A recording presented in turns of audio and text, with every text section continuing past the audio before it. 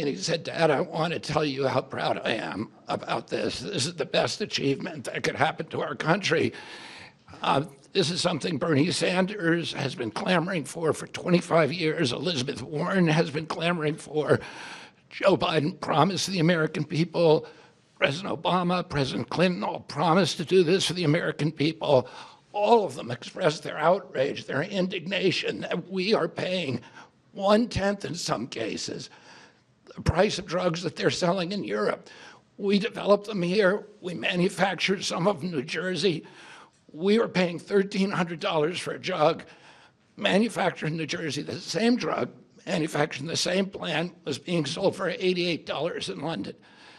And everybody recognized how unfair this is. So here we are again watching this absolutely nauseating spectacle of political amnesia and historical revisionism playing out in real time. And I need you to understand what you just witnessed, because this clip represents something far more insidious than garden-variety political spin. This is the wholesale appropriation of progressive policy demands by a reactionary movement that spent decades blocking those very reforms, while the institutions that supposedly champion working people sat idle and impotent. RFK Jr., standing there invoking Bernie Sanders, claiming his Democratic children had tears in their eyes over Trump's drug pricing executive order. And you're supposed to just accept this reality distortion field where suddenly Donald Trump is the populist hero who accomplished what Democrats only talked about for 25 years.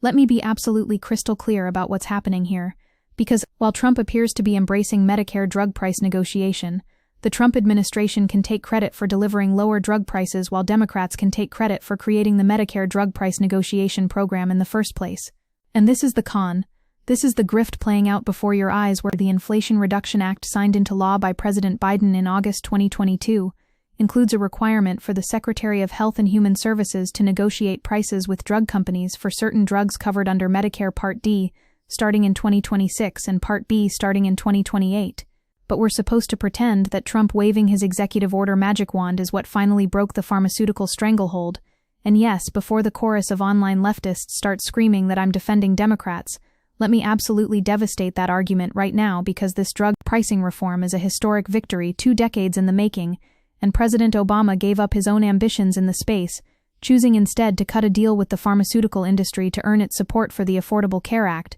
while even President Trump blustered about drug prices for years, without doing much of anything to lower them. So the Democratic establishment absolutely deserves scalding criticism for decades of betrayal and capitulation to corporate power structures. The Democrats' failure to include meaningful drug pricing provisions earlier is indicative of the astonishing power of the pharmaceutical industry, which employs roughly 1,500 lobbyists on Capitol Hill and spent more than $177 million on lobbying and campaign donations in 2021 alone. And this is the structural corruption that Bernie Sanders has been screaming about for his entire political career. But here's what makes this moment so absolutely maddening, and why you need to pay attention to what's actually being claimed versus what's actually happening. Because the Trump administration emphasized unaffordable drug prices are a problem for Republicans and Democrats alike, and said Trump was insistent about getting most favored nation pricing on prescription medicines, while during his first term multiple attempts by Trump to reduce government spending on drugs through an MFN clause crumpled under pressure from the biopharma industry, and House Republicans, with a last-gasp effort signed by Trump in the final weeks of his first term, quashed by a Maryland judge in January of 2021. So Trump already tried this exact playbook, and failed spectacularly, because he had neither the political will nor the institutional support to actually take on pharmaceutical capital. Let me drill into the actual substance here, because compared to 2023 Medicare spending, the negotiated prices from the Biden administration's program would have saved an estimated $6 billion in net covered prescription drug costs, and when the negotiated prices go into effect in 2026, people enrolled in Medicare prescription drug coverage would save an estimated $1.5 billion. When these are real material victories achieved through the legislative process that progressives fought for, while Medicare began negotiating drug prices for the first time during the Biden administration in 2024, under new authority granted by the Inflation Reduction Act, with discounts ranging from 79% for diabetes drug Januvia to 38% for blood cancer drug Imbruvica. But now Trump gets to waltz in and claim credit for price reductions that were literally negotiated under Biden's watch. Now watch how the sleight of hand works, because 9 pharmaceutical companies agreed to slash prices on some of their drugs for Medicaid recipients and people who pay with cash as part of a new deal with the Trump administration, which will lower the cost of certain drugs for asthma, some cancers, HIV, and type 2 diabetes, among other conditions.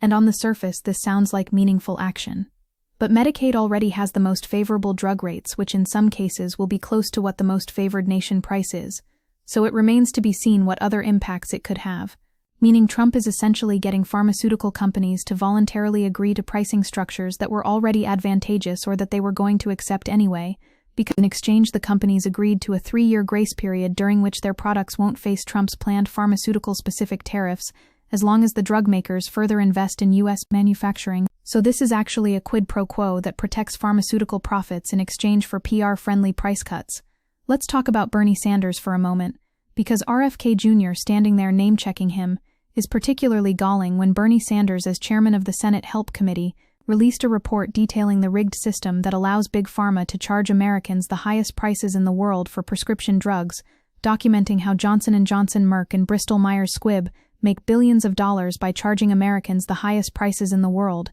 and Sanders has used his perch atop the Senate Health Committee to haul the CEOs of pharmaceutical companies that make insulin, vaccines, and more before the panel with progressively more ambitious demands related to their pricing. So Bernie has been doing the actual work of holding these corporate criminals accountable, while Trump was busy appointing pharmaceutical executives to his cabinet. Because here's the historical record that cannot be memory-holed, no matter how hard MAGA propagandists try. When Trump chose RFK Jr. as his HHS secretary and had dinner with drug company CEOs, reportedly shifting the focus to pharmacy benefit managers as a common enemy, which aligns Trump with pharma in the finger-pointing contest over who's responsible for high drug prices, just like Trump's previous HHS secretary was literally a top executive at drug maker Eli Lilly. And this is the fundamental con where Trump positions himself as fighting the system while literally empowering the same corporate entities he claims to oppose. Now let's address the claim that Democrats failed, where Trump succeeded, because this narrative depends entirely on erasing the actual legislative achievements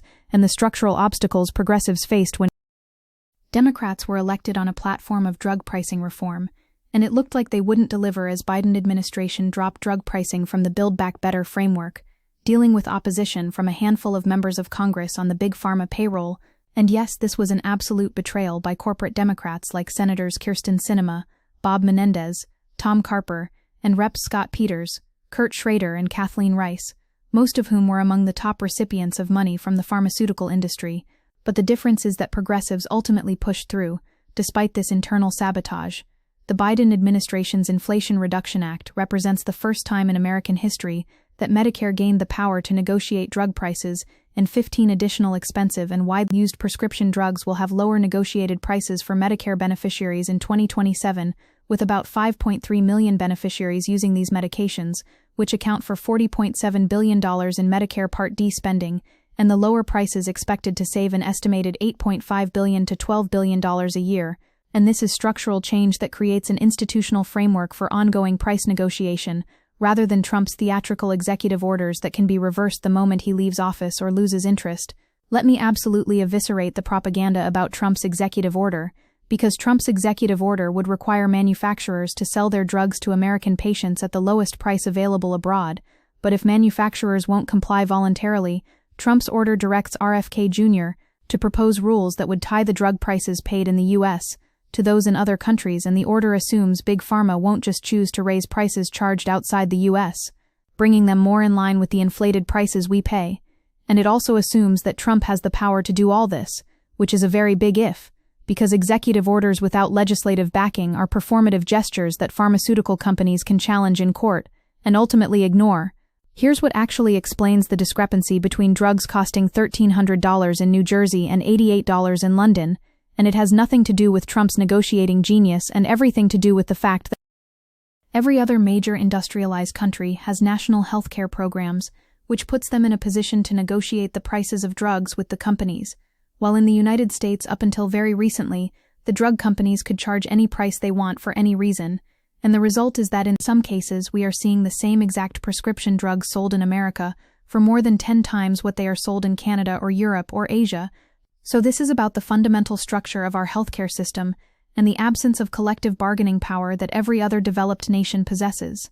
And when you look at what Sanders has actually been fighting for, Johnson & Johnson, Merck, and Bristol Myers Squibb are not just charging higher prices in the U.S. compared to other countries, but are also charging Americans much more than they did in the past, with the median launch price of innovative prescription drugs sold by these companies increasing from $14,000 between 2004 to 2008, to 2004 to 2008, to 2004 to 2008, to 2004 to 2008, to 2004 to 2008, to 2004 to 2008, to 2004 to 2008, to 2004 to 2008, to 2004 to 2008, to 2004 to 2008, to 2004 to 2008, to 2004 to 2008, to 2004 to 2008, to 2004 to 2008, to 2004 to 2008, to 2004 to 2008, to 2004 to In 2022, Johnson & Johnson made $17.9 billion in profits, spending $17.8 billion on stock buybacks, dividends, and executive compensation, compared to just $14.6 billion on research and development, meaning the company spent $3.2 billion more enriching executives and stockholders than finding new cures. This completely demolishes the pharmaceutical industry's claims that high prices fund innovation when they're actually funding executive compensation packages and shareholder returns. So when RFK Jr. stands there claiming this is what Bernie has been clamoring for, let's be absolutely precise about what Bernie has actually proposed, because the Prescription Drug Price Relief Act, introduced by Senator Sanders, would ensure Americans do not pay more for prescription drugs than the median price paid in Canada, the United Kingdom, France, Germany, and Japan. And this is comprehensive legislation that would create permanent structural change rather than voluntary agreements with pharmaceutical companies that can be renegotiated or abandoned whenever corporate interests decide. Now I want you to understand the deeper ideological project at work here, because this isn't just about Trump taking credit for Biden's policies. This is about the appropriation of left populist rhetoric by a fundamentally right-wing authoritarian movement that has no intention of actually dismantling corporate power structures. Trump makes a big show of threatening pharmaceutical companies, but pharmacy benefit managers serve multiple purposes for Trump, as reforming PBMs really would save patients and the government money, while it aligns Trump with pharma in the finger-pointing contest over who's responsible for high drug prices. So Trump gets to posture as the people's champion, while actually doing the pharmaceutical industry's bidding, by deflecting blame onto middlemen, rather than addressing the fundamental issue of monopoly pricing power. The viral nature of this clip, the breathless headline about Trump doing what Democrats wouldn't. This is textbook reactionary politics, where you steal the language of economic populism while serving the interests of capital, and it works because historically Democrats have favored aggressive measures to reduce drug prices, while many Republicans have argued that limiting drug companies' profits could stifle future innovation of life-saving medicines. So Trump occupying this rhetorical space creates genuine confusion among voters who have been conditioned to see Republicans as the party of corporate interests suddenly claiming to be drug price warriors. And let's be absolutely clear about what Trump's team has actually accomplished versus what they're claiming, because Trump claims that by the end of his term Americans will be paying the lowest price in the world on 95% of drugs, and that nobody has done anything for affordability greater than this. But these are aspirational claims about future actions, while lower out-of-pocket costs are coming for millions of people, when the first Medicare negotiated drug prices take effect on January 1, 2026, with the 10 negotiated drugs used by nearly 9 million Part D enrollees, and according to CMS, the first Medicare negotiated prices could save enrollees a collective $1.5 billion in out-of-pocket expenses in 2026, and these are actual concrete savings achieved through the legislative process that Biden and progressives fought for. The most absolutely galling aspect of this entire spectacle is watching someone like RFK Jr., who has spent years spreading vaccine misinformation and cozying up to wellness grifters, suddenly position himself as the champion of affordable health care. Kennedy accused Bernie Sanders during confirmation hearings of accepting millions of dollars from the pharmaceutical industry and protecting their interests, which is a bad faith smear, because in 2020 Sanders' campaign did receive more money from the pharmaceutical industry than any other member of Congress. But a closer examination shows that with perhaps just a few exceptions, the money came from rank-and-file employees looking to support Sanders' campaign, and not from executives, lobbyists, or PACs. So Kennedy is deliberately conflating worker donations with corporate PAC money to discredit the one senator who has consistently fought pharmaceutical power. Now here's where this gets even more sinister, because changes in the One Big Beautiful Bill Act allow more drugs to be delayed for selection or excluded from negotiation entirely, with cancer drugs, Keytruda and Opdivo, with Medicare spending of $5.6 billion in 2023 respectively, likely delayed from selection for negotiation for at least a year,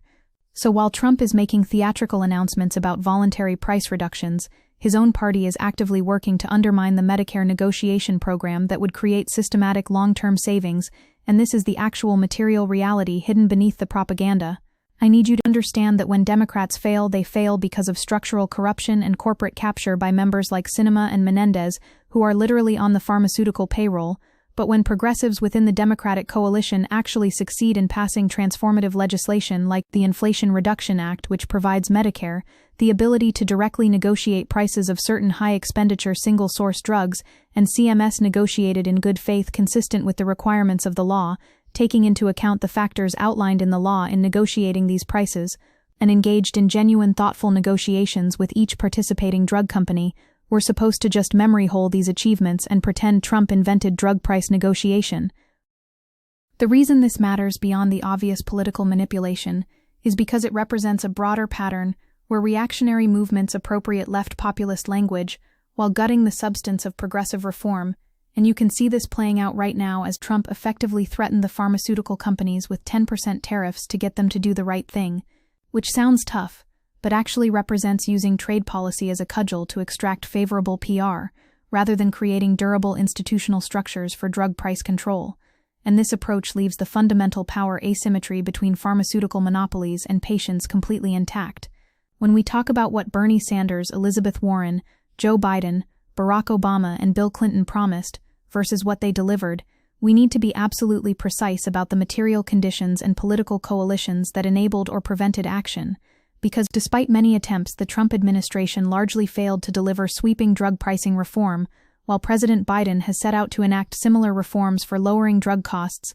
and can capitalize on a Democratic majority in Congress. And this is why legislative victories matter more than executive theatrics, because they create legal frameworks that survive administration changes. The $1,300 versus $88 price differential that RFK Jr breathlessly describes as if Trump discovered it is something that health policy experts and progressive activists have been documenting and fighting against for decades, and we pay by far the highest prices in the world for prescription drugs, with Merck charging diabetes patients in the United States $6,900 for Januvia, when the exact same product can be purchased in Canada for $900 and just $200 in France, while Johnson & Johnson charges Americans with arthritis $79,000 for Stelara, when it can be purchased for just $16,000 in the United Kingdom. And these unconscionable price differences exist because of the political choices we've made as a nation to allow pharmaceutical monopolies to operate without constraint.